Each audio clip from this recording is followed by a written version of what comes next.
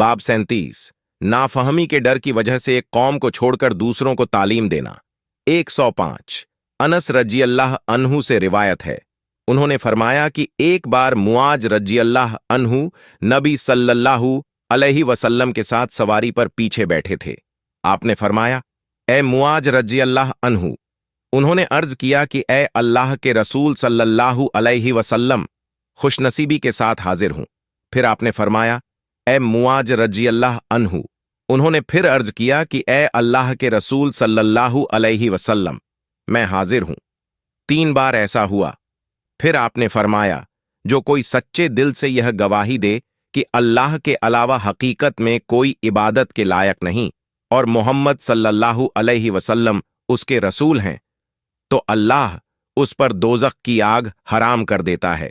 मुआज रजी अल्लाह अन्हु ने अर्ज किया, ए अल्लाह के रसूल सल्लल्लाहु अलैहि वसल्लम, क्या मैं लोगों में इस बात को मशहूर न करूं ताकि वह खुश हो जाए? आपने फरमाया, ऐसा करेगा तो उनको इसी पर भरोसा हो जाएगा।